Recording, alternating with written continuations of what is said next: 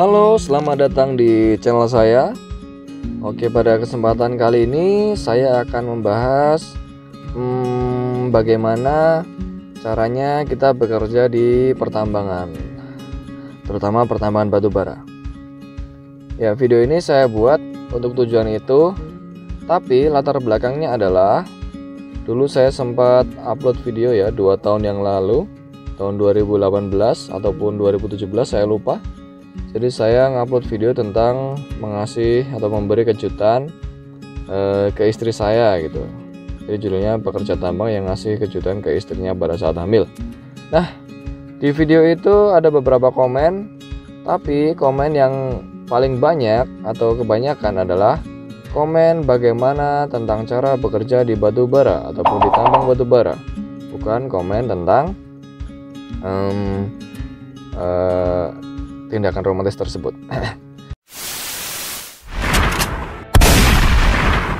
Ya, untuk bekerja di batu bara ataupun tambang batu bara, saya punya pengalaman yang unik. Jadi saya bagi tip ini menjadi 3 bagian ya. Kalau ingin bekerja di batu bara itu ada 3 bagian yang saya bagi. Yang pertama adalah lowongan pekerjaan, yang kedua adalah tes, kemudian yang ketiga adalah penyesuaian diri di perusahaan. Dari ketiga bagian tadi, karena saya sudah menjalani tes mungkin sudah hampir 10 kali lebih. Jadi saya mempunyai beberapa tips dan trik bagaimana kita menghadapi rangkaian tersebut. Oke, langsung kita mulai. Yang pertama adalah lowongan kerja. Banyak orang yang sudah lulus dari sekolah ataupun lulus dari kuliah itu lontang-lantung di rumah. Ketika ditanya sama orang tuanya, "Nak, kenapa kamu nggak mencari pekerjaan?" Jawabannya adalah, "Lagi nggak ada lowongan, Bu. Lagi nggak ada lowongan, Pak." Nah, ini yang perlu ditelisik lebih lanjut. Sebenarnya lowongan itu tidak ada, atau kita yang tidak tahu kalau lowongan itu sebenarnya ada. Pertanyaan yang cukup menarik, bukan? Nah, saya akan berbagi tips bagaimana cara mendapatkan lowongan pekerjaan yang mungkin orang lain tidak tahu bahwa lowongan itu sebenarnya ada. Yang pertama adalah papan pengumuman di sekolah ataupun di kampus. Nah, ini mungkin pengetahuan umum ya, tapi banyak orang yang mungkin tidak peduli juga. Kalau kita lulus, kita wisuda, kita sudah dinyatakan lulus dari tempat kuliah kita ataupun sekolah, biasanya kita jarang ke kampus ataupun jarang ke sekolah. Padahal pengumuman ataupun lowongan pekerjaan biasanya ditempel di situ. Jadi rajin-rajinlah ke kampus ataupun ke sekolah ya, minimal seminggu sekali lah, hari Senin ataupun hari Selasa gitu, biar kita tidak ketinggalan informasi lowongan. Yang kedua, lewat situs resmi perusahaan. Nah, kalau ini pengalaman saya ya, karena saya ingin bekerja di tambang batu bara, pastinya saya akan melihat situs resmi dari perusahaan-perusahaan batu bara. Jadi saya ngecek di websitenya Adaro, Pama Persada, Buma, terus kemudian KPC dan lain sebagainya. Nah, di situs resmi ini kita bisa ngelihat nih, ada nggak lowongan pekerjaan yang sekarang lagi dicari gitu. Selain itu, apabila tidak ada lowongan yang sedang dicari, kita bisa menaruh biodata kita ataupun data diri kita di website tersebut. Nah, apabila ada panggilan ataupun perusahaan membutuhkan, kita bisa dipertimbangkan untuk dipanggil. Ya udah, isi aja biodata kita di situ. Yang ketiga, tidak kalah pentingnya adalah senior yang sudah bekerja lebih dulu atau alma mater kita. Nah, ini penting nih. Lowongan pekerjaan biasanya nih, kalau tidak dibutuhkan dengan skala besar ataupun misalkan butuh 1 orang atau 2 orang, biasanya tidak diumumkan secara resmi, tapi melalui orang-orang dalam. Itu yang harus kalian tahu. Nah, jadi berbanyak kenalan dengan senior, siapa tahu nanti kita yang dipanggil lagi. Yang keempat adalah mengikuti job fair yang ada. Job fair adalah satu gedung ataupun satu event atau acara di mana banyak perusahaan yang mencari karyawan di situ, membuka lowongan pekerjaan sebesar-besarnya. Nah, pengalaman menarik nih. Saya kebetulan bisa bekerja di tempat saya bekerja sekarang itu dari job fair. Jadi saya melihat berapa booth ataupun berapa perusahaan di job fair itu yang ada hubungannya dengan tambang. Jadi saya drop CV di semua perusahaan itu. Semua perusahaan itu saya masukkan CV saya. Nanti kalau misalkan ada yang dipanggil ataupun ada yang lolos, saya akan dipanggil untuk tes. Nah, kebetulan salah satunya adalah anak perusahaan di mana saya bekerja. Begitu. Nah, yang harus diperhatikan dalam mencari lowongan pekerjaan adalah memperbanyak relasi ataupun kenalan. Jadi ini berbeda dengan senior tadi ya. Kalau senior kan sebatas senior tempat kita sekolah. Nah, kalau relasi ini bebas. Mau senior kita kek, mau teman kita kek, mau orang yang baru kenal di jalan kek, seperti itu. Nah, ini terutama orang-orang yang sudah bekerja ya, yang harus kita kenal di tambang pastinya. Nah, selain itu, kita memperbanyak relasi orang-orang yang sudah bekerja di tambang. Ini yang menjadi tanda kutip sedikit nih. Kurangi bergaul dengan pengangguran. Karena biasanya nih, kalau pengangguran ketemu dengan pengangguran berkumpul, itu akan merasa senasib. Merasa senasib ini ada positifnya, ada negatifnya. Positifnya adalah ketika merasa senasib, terus merasa butuh cepat mencari kerja, kita akan mencari pekerjaan bersama-sama.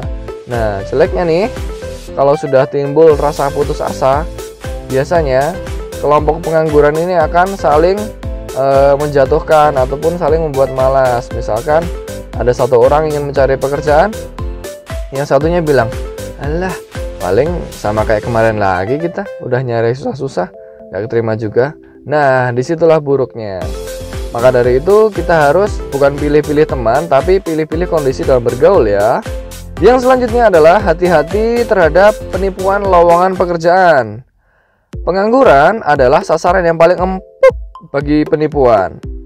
Hal yang harus diperhatikan dalam penipuan lowongan pekerjaan adalah yang pertama, ketika kita mendapat email lowongan pekerjaan, perusahaan yang bonafit hanya menggunakan web resmi perusahaan ataupun email resmi perusahaan. Jadi kalau misalkan dapat email dari Pama, alamat si pengirim emailnya pasti @pamapersada. Ataupun dari Adaro berarti @Adaro Energy ataupun @KPC ataupun @Brau juga bisa. Nah, kalau ternyata emailnya @gmail.com ataupun @yahoo.com ataupun @yahoo.co.id, ini akan menjadi pertanyaan besar.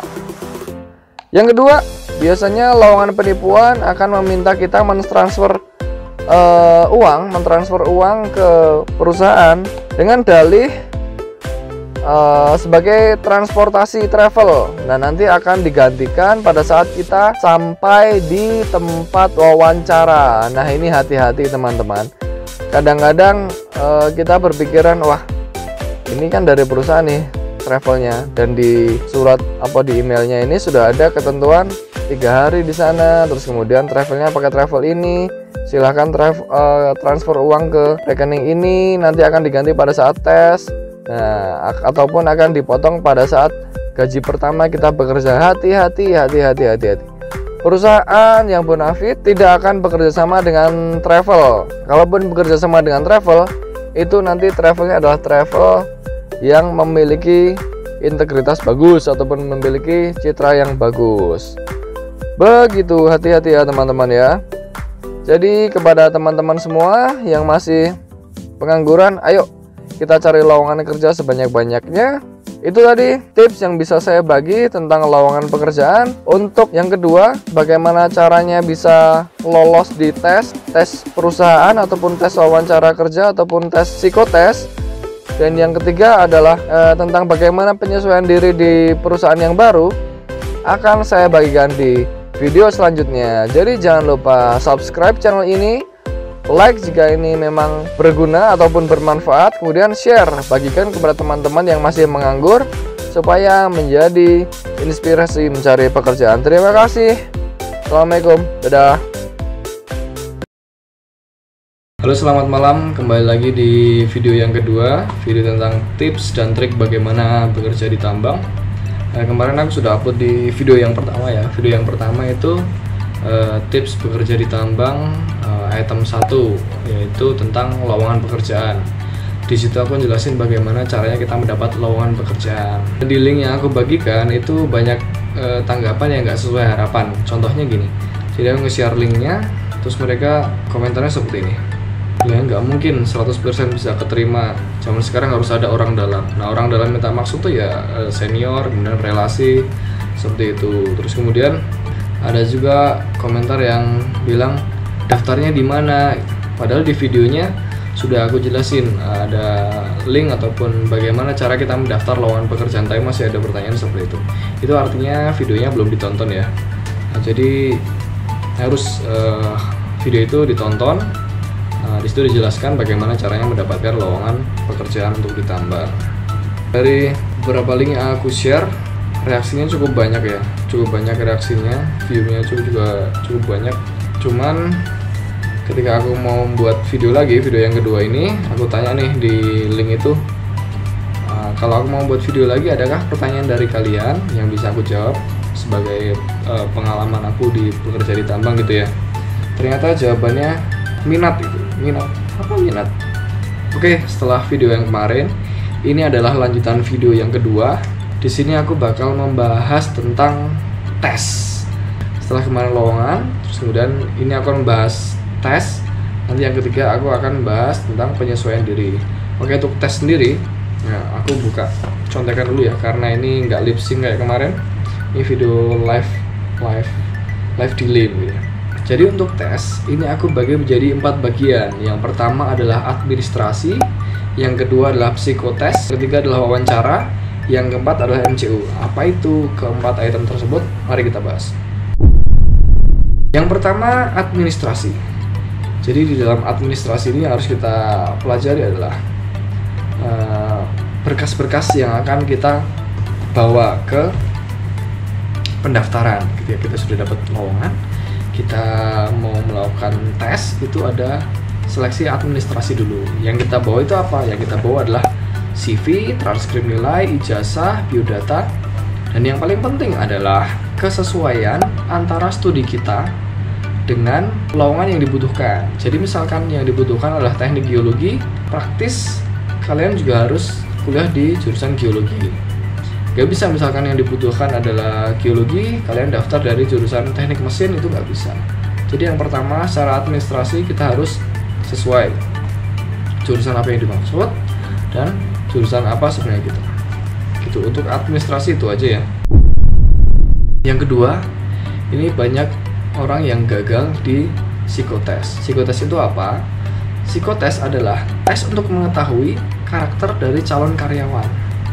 Jadi karakter kita digali dari proses tes tersebut. Apakah itu bisa diatur ataupun dimanipulasi? Mari kita bahas. Jadi banyak orang yang berpendapat bahwa kita nggak perlu belajar kalau ingin menjalani psikotes. Karena psikotes adalah yang dilihat adalah karakter kita, kejujuran kita. Itu yang salah. Kenapa saya bilang salah? Jadi karakter kita harus kita setting sesuai dengan yang dimaui oleh perusahaan. Misalkan nih, saya mendaftar sebagai seorang pengawas operasional. Misalkan pengawas operasional itu harus mempunyai sifat kepemimpinan misalkan, terus kemudian tanggung jawab. Nah, itu kita harus menyeting diri kita menjadi sosok yang ideal sebagai seorang pengawas. Contohnya seperti ini. Misalkan ada pertanyaan psikotes gitu ya, ada pilihan jawaban. Silahkan pilih jawaban yang sesuai dengan karakter Anda. Misalkan pertanyaannya, saya adalah orang yang suka mengatur teman saya. Yang kedua, saya lebih suka mengikuti apa kata teman karena takut tersinggung.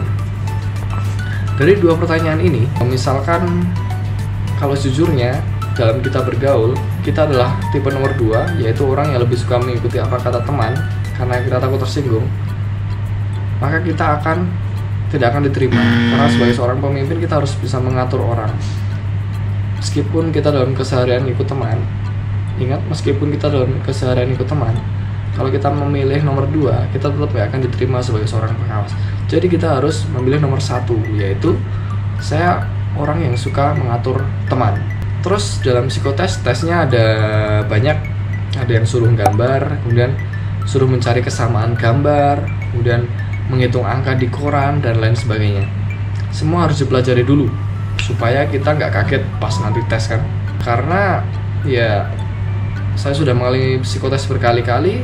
Di tes yang terakhir saya jadi sudah tahu apa yang harus saya kerjakan, apa yang harus saya jawab. Ketika saya pertama kali memang itu agak susah.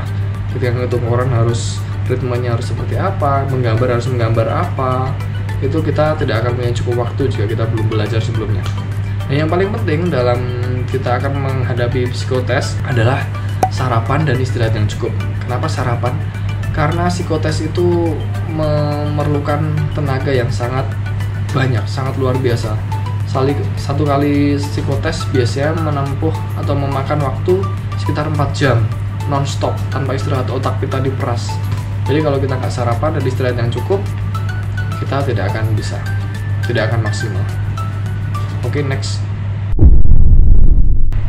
Oke, yang selanjutnya dalam tes adalah wawancara. Setelah tadi administrasi, psikotes, setelah lolos psikotes kita akan menjalani wawancara. Apa itu wawancara? Wawancara adalah proses memvalidasi kebenaran dari jati diri kita yang sudah kita tuangkan dalam psikotes. Kita bandingkan dengan pada saat wawancara, jadi mencari kepastian apakah benar sesuai psikotes kita tuh orangnya mempunyai jiwa pemimpin ataupun seperti apa gitu. Nah, yang harus disiapkan, yang harus benar-benar kita sebagai pegangan ya, apa yang kita tulis di psikotes harus sama dengan apa yang akan kita bicarakan di wawancara. Itu kuncinya. Jadi misalkan kita tadi yang pertama menjawab saya lebih suka mengatur teman, ketika kita mungkin ditanya kamu lebih, kalau dalam bergaul lebih suka mengatur teman atau ngikut, ya kita jawab mengatur teman. Nanti teman kamu tersinggung, nah itu nanti jawab terakhir. Untuk wawancara, tips dan trik dari saya adalah yang pertama sarapan ya, jangan lupa tetap sarapan dan istirahat yang cukup, itu harus. Dan jangan panik ataupun gugup. Nah, kadang-kadang panik atau gugup ini yang bisa menjadi halangan. Nanti kita bahas lebih lanjut. Kebanyakan orang pada saat wawancara itu gugup. Caranya gimana sih supaya kita nggak gugup? Ya banyak-banyak latihan berbicara, banyak-banyak ngomong. Apapun itu yang diomongkan. Ketika kita sudah tidak gugup lagi, baru omongan kita arahkan. Latihan berbicara di depan kaca, di depan kamera, selfie, dan lain sebagainya. Pastikan pada saat kita berangkat wawancara menggunakan pakaian yang formal. Pakaian yang formal, celana kain, sepatu pantofel yang bersih. Jangan berpakaian yang amburadul ataupun ala kadarnya. Ini menunjukkan jati diri kita. Kita tuh orangnya bagaimana bisa dilihat dari pakaian kita pada saat wawancara. Dan berpakaian yang rapi itu menunjukkan kesopanan terhadap orang yang mau wawancarai kita. Ketika kita sudah menunjukkan look yang bagus, pasti pada saat wawancara juga akan lancar. Kita akan pede istilahnya. Ada beberapa hal yang harus diperhatikan pada saat wawancara ya. Yang pertama, paling penting adalah posisi duduk. Saat duduk kita harus tegak, gak boleh miring ataupun bungkuk. Karena posisi duduk itu menunjukkan power dan optimisme kita. Otomatis seorang pewawancara akan memilih orang yang mempunyai optimisme tinggi di perusahaan. Nah, pada saat duduk tangannya rileks saja, nggak usah di atas meja ataupun apa ini namanya seperti ini. Rileks saja, tangan rileks dijatuhkan di atas paha gitu. Jangan juga dimasukkan ke dalam celana. Nggak boleh tuh tangan masuk celana, apalagi masuk ke celana pewawancara. Nah, pada saat kita wawancara, pandangan mata harus tajam menatap ke pewawancara. Tapi jangan juga melotot karena kita nggak ingin ngajak berkelahi kan. Jangan juga terlalu banyak kedip karena kita nggak cacingan gitu. Jadi pandangannya santai, tajam, santai seperti itu. Jangan sampai kita pada saat ditanya kita nggak tahu jawabannya, kita malah lihat ke langit-langit, lihat ke jendela, nyari jawaban seperti itu. Itu tidak bagus. Jadi mulai sekarang harus dilatih bagaimana kita bisa eye contact ataupun menatap mata langsung kepada orang yang kita ajak berbicara. Itu akan menunjukkan kesopanan. Yang selanjutnya akan saya bahas adalah MCU. Apa itu MCU? MCU tujuannya untuk melihat kondisi tubuh kita, kondisi fisik kita. Karena perusahaan tidak akan mempekerjakan orang yang punya penyakit ataupun orang yang tidak sehat. Banyak sekali teman-teman saya yang sudah lolos beberapa tahap tes namun gagal di MCU. Nah, dari situ saya belajar apa sih sebenarnya yang membuat MCU mereka gagal. Jadi saya tes MCU hanya sekali, dari mungkin puluhan saya ikut tes. Yang lolos MCU cuma sekali, dan satu kali itu saya manfaatkan benar-benar. Saya menggali bagaimana teman-teman saya bisa gagal. Nah, yang pertama saya lakukan adalah saya melakukan MCU mandiri. Jadi saya melakukan MCU dengan biaya saya sendiri. Memang agak mahal, tapi kita jadi tahu kekurangan fisik kita itu ada di mana. Misalkan kolesterolnya tinggi, jadi kita harus menjaga pola makan, ataupun asam uratnya tinggi, harus menjaga pola makan. Misalkan ada lagi kita paru-parunya bermasalah ataupun jantungnya bermasalah, jadi kita harus rajin-rajin olahraga. Nah, pada saat itu sebenarnya MCU saya tidak ada yang merah, lolos istilahnya gitu kan, pada saat saya MCU mandiri. Namun untuk jaga-jaga saya mulai menerapkan pola makan yang sehat, dan saya melakukan jogging setiap pagi. Jadi 2 minggu sebelum MCU, jadi saya setelah tes wawancara itu kan harusnya tahap MCU selanjutnya. Setelah wawancara saya berkeyakinan dalam hati saya bakal lolos tes wawancara dan saya akan MCU.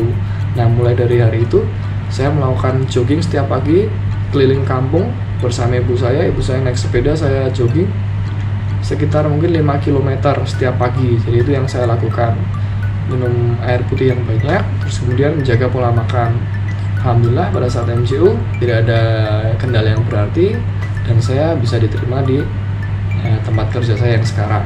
Mungkin itu pembahasan yang kedua tentang tes masuk kerja di pertambangan versi pengalaman saya. Kemarin video yang sebelumnya sebenarnya heboh karena di situ mencantumkan 100% diterima. Mereka langsung banyak komen di Facebook, nggak mungkin 100%, itu mustahil. Nah, itu yang membuat video yang kemarin itu booming gitu ya. Jadi supaya lebih booming lagi, akan aku buat judul ini 200% diterima. Oke teman-teman, kalau misalkan ada pertanyaan silahkan komentar di bawah. Kira-kira apa yang mau ditanyakan, nanti sesuai pengalaman saya akan menjawab. Nah, apabila kalian suka video ini silahkan klik like supaya ini lebih bermanfaat bagi orang-orang yang ingin mencari kerja. Silahkan bagikan, terus kemudian jangan lupa juga subscribe channel ini supaya saya lebih semangat dalam buat video. Oke, sampai ketemu di video selanjutnya. Saya akan bahas tentang pengalaman saya bagaimana pertama kali ataupun awal-awal bekerja di tambang, karena saya dulu sempat ingin resign. Nah, kemudian saya menemukan satu metode yang kita bisa membaur dengan warga ataupun pekerja yang senior. Itu yang akan saya bagikan di video selanjutnya. Oke, terima kasih. Dadah. Hai, selamat datang kembali di channel ini. Kali ini kita bertemu di video terakhir trilogi tips bekerja di pertambangan. Jadi sesuai dengan janji, video ini akan hadir ketika viewer video-video sebelumnya sudah 1000 ya. Jadi video yang pertama sudah 2000 viewers, yang kedua sudah 3000. Oh ya, di sini aku pakai masker ya sebagai bentuk kampanye pencegahan penularan COVID-19. Semoga wabah ini segera berlalu. Sebelum kita mulai pembahasan ketiga, jangan lupa pencet tombol subscribe terlebih dahulu bagi yang belum. Ya, di video ini kita akan membahas tentang penyesuaian diri di lingkungan kerja yang baru. Jadi pasti saat ini kalian sudah bekerja sebagai karyawan tambang. Nah, kalau belum, silahkan ikuti video tutorial bagian pertama dan bagian kedua dengan memencet link yang ada di deskripsi di bawah. Oh iya, kalau ada pertanyaan tentang dunia tambang, bisa kalian tulis di kolom komentar ya. Siapa tahu saya bisa membantu menjawab. Oke, ketika kita awal diterima bekerja di pertambangan, banyak yang berpikiran bahwa perjuangan sudah selesai. Nyatanya tidak. Perjuangan kita bisa saja baru akan kita mulai. Menurut pengalaman saya, masih banyak karyawan yang menyerah pada awal masuk bekerja tanpa memperhatikan bagaimana susah sulitnya perjuangan saat seleksi dan tes. Dari mulai operator, kru, staf, banyak dari mereka yang berhenti pada saat awal diterima. Berhentinya karyawan dari tempat bekerja bisa disebabkan dua hal, yakni PHK atau juga bisa resign atau mengundurkan diri. Nah, PHK atau pemutusan hubungan kerja merupakan sanksi terberat dalam pelanggaran aturan perusahaan. Contohnya nih, mengoperasikan unit tanpa memiliki lisensi atau izin khusus, melakukan penipuan administrasi perusahaan seperti absen, lembur, surat sakit, melakukan aktivitas peledakan tanpa keterampilan dan lisensi khusus. Untuk menghindari PHK, yang harus dilakukan adalah mengetahui atau menaati seluruh aturan-aturan perusahaan. Banyak orang yang merasa aturan perusahaan itu ketat, namun itu semua demi kebaikan karyawan dan perusahaan. Yang kedua adalah resign atau mengundurkan diri. Mengundurkan diri dengan penuh sadar meminta untuk menyudahi kesepakatan kerjasama antara karyawan dan perusahaan. Ini bisa saja diakibatkan oleh keputusan keluarga, kemudian kondisi lingkungan, ketidakmampuan menyesuaikan diri dengan lingkungan kerja yang baru. Satu yang akan saya share adalah pengalaman saya dalam menyesuaikan diri terhadap lingkungan kerja. Jadi itu semua sebenarnya salah diri saya sendiri sebagai orang yang introvert atau tertutup, pendiam, sukar bergaul. Memang faktor yang paling penting dalam penyesuaian diri di tempat kerja yang baru adalah mengenal perseorangan. Jadi mengenal budaya-budaya, adat, dan karakter orang-orang yang menjadi rekan kerja kita. Sebagai karyawan baru, tidak mungkin kita yang akan diajak ngobrol duluan diperhatikan, diperhitungkan, dan lain-lain. Maka dari itu, saat itu saya dengan sadar bahwa ada yang salah dengan diri saya. Saya mulai mengintrospeksi diri, lebih terbuka dengan orang-orang sekitar, membuka obrolan meskipun kadang-kadang canggung, tapi saya tetap mencobanya. Ya, contohnya seperti bertanya bagaimana kabarnya, kabar keluarganya, anaknya berapa, sudah menikah atau belum. Kemudian memberikan jokes-jokes yang lucu, kadang-kadang juga garing. Menghibur dengan ya keterampilan, mungkin sulap ataupun dan lain sebagainya. Hal-hal itu yang membuat saya dapat bertahan sampai sekarang dan memperbaiki kesejahteraan hidup keluarga saya. Jadi mungkin segitu saja ya penyesuaian diri yang saya dapat sampaikan. Jadi saya ulangi lagi, untuk berhentinya karyawan dari tempat kerja bisa disebabkan oleh dua hal. Yang pertama tadi PHK. Untuk mencegah PHK kita bisa mengetahui dulu seluk-beluk perusahaan, aturan-aturan yang tidak boleh dilanggar. Terus kemudian yang kedua itu resign. Itu bagaimana kita menikmati setiap tantangan ataupun setiap keadaan, kondisi yang berada di pertambangan untuk tetap bertahan. Oke, itu dari saya, singkat saja. Berikan komentar di kolom bawah, kira-kira apa lagi yang akan saya bahas di video selanjutnya. Terima kasih, sampai jumpa. Jangan lupa subscribe dan bagikan video ini. Kali ini saya akan membahas tentang keuntungan dan kerugian bekerja di pertambangan. Tapi sebelum itu, mari kita lihat dulu skateboard berjalan di atas air.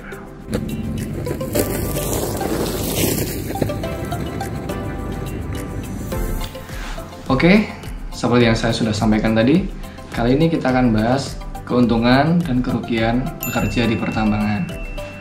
Yang pertama akan kita bahas adalah keuntungannya terlebih dahulu. Ya, sebelumnya aku mau ingetin dulu nih, bagi kalian yang belum percaya aku bekerja di pertambangan, sekarang aku sudah berdandan seperti ya kelihatan orang resmi.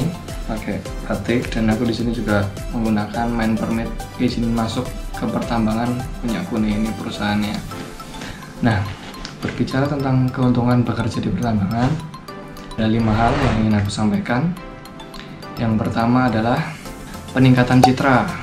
Jadi karena saya tinggal di daerah perkampungan yang mayoritas pekerjaannya adalah petani, kemudian orang kantoran, ketika saya bekerja di pertambangan membuat orang-orang di sekitar saya memberikan respek yang positif, memberikan respon yang positif pula, karena mereka beranggapan bahwa bekerja di pertambangan itu sesuatu yang wah, sesuatu yang menjanjikan lah untuk masa depan, seperti itu. Ketika ibu saya ditanya, anak kamu kerja di mana?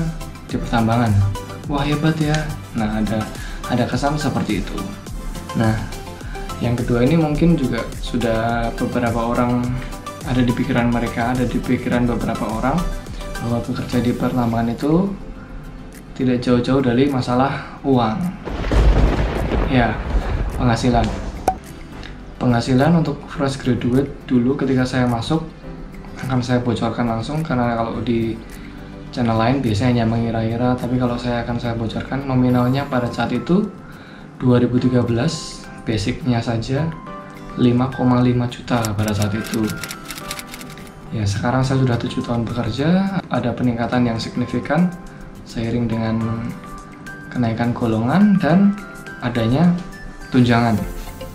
Jadi kalau saya hitung-hitung, bisa saya tabung tanpa potongan pajak ya, tanpa potongan pajak nominal 1M itu bisa saya peroleh dalam waktu kurang dari 5 tahun. Nah, nanti teman-teman perkirakan sendiri seperti apa. Tidak hanya untuk staff seperti saya saja, cuma untuk operator, kemudian admin, kemudian officer, penghasilannya rata-rata sudah 2 kali lipat dibandingkan UMR seperti itu. Jadi masalah penghasilan otomatis pasti berada di atas ya. Kemudian yang ketiga, keuntungannya lagi adalah masalah fasilitas. Jadi untuk karyawan tambang seperti saya, ada beberapa fasilitas yang diberikan.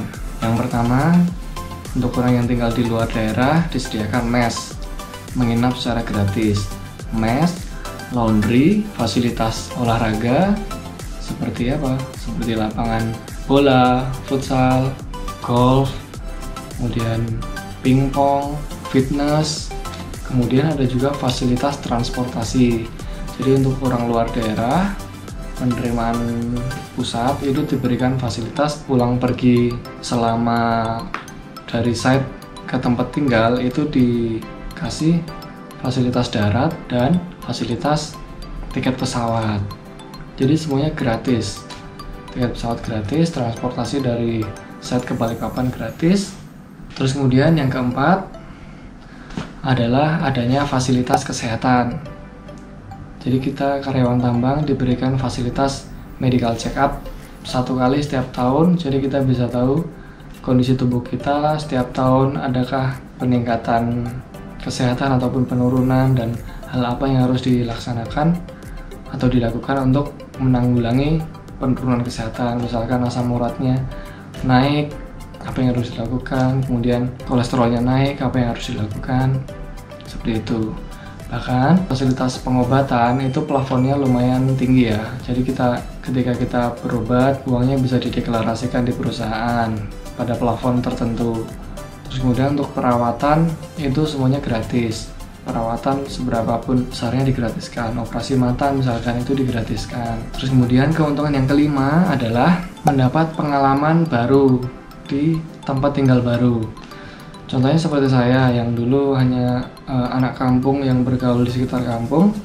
Begitu keterima kerja di tambang, bisa pergi ke luar daerah, bisa pergi ke Kalimantan, ke Buntang, Penajam, Pasir Utara. Jadi saya bisa mengenal beberapa daerah lebih jauh dan mengenal budaya baru yang tentunya beraneka ragam.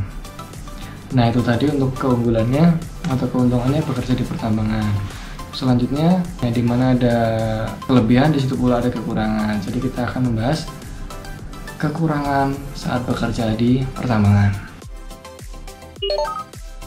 Yang pertama dan yang paling utama dirasakan karyawan tambang adalah pasti jauh dari keluarga ketika kita adalah karyawan kiriman ya, seperti saya asal dari Jogja, penerimaan Jakarta dikirim ke Kalimantan, pasti jauh dari keluarga.